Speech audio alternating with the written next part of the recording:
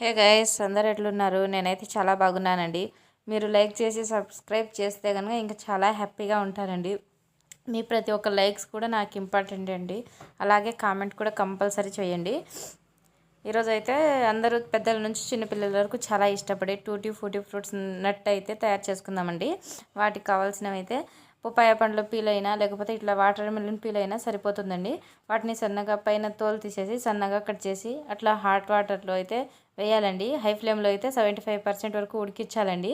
అలా ఉడికించిన తర్వాత కనుక కొంచెము మనం చూస్తాం కదండి అది ఉడుకుతుందా లేదా అనేసి 75% వరకు ఉడికేంత వరకు వెయిట్ చేయాలండి. తర్వాత షుగర్ సిరప్ చేయాలండి. షుగర్ సిరప్ అంటే ఏం లేదండి, చాలా వీడియోస్లో చూసే ఉండింటారు. వాటర్లో కొంచెం షుగర్ యాడ్ చేసిన తర్వాత కొద్దిసేపు తర్వాత పక్కన పెట్టాలండి. అట్లని పాకం రావాల్సిన అవసరం లేదండి. అట్లా తీసిన తర్వాత వాటిని వాటర్లో నుంచి తీసేయాలండి. 1 అవర్ సోక్ చేసింది అంటే 1 అవర్ వాటర్ సిరప్లో నానబెట్టిన తర్వాత బయటికి తీయాలండి. అట్లా తీసిన తర్వాత వాటిని అయితే కనుక చూడండి, ఇదో 75% అంటే అట్లా ఉండాలండి. అట్లా స్పాంజ్ లెక్క బెండ్ అవుతుందండి, అది అట్లా ఉండాలి. అలాగే ఇటు సైడ్ షుగర్ సిరప్ అయితే ఆఫ్ చేశానండి. సోక్ అయిన తర్వాత దాంట్లోకి కొంచెం కలర్ వేసి మనకు కావాల్సిన ఫుడ్ కలర్ని అయితే యాడ్ చేయాలండి.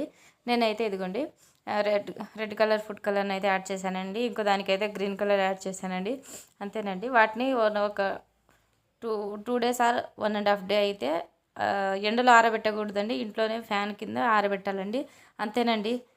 అందరూ మంచిగా హెల్తీగా టూటీ ఫూటీ ఫ్రూట్స్ని అయితే ఇంట్లోనే తయారు చేసుకోవచ్చండి. అంతేనండి. బాయ్ అండి. Please subscribe to my channel అండి. బాయ్.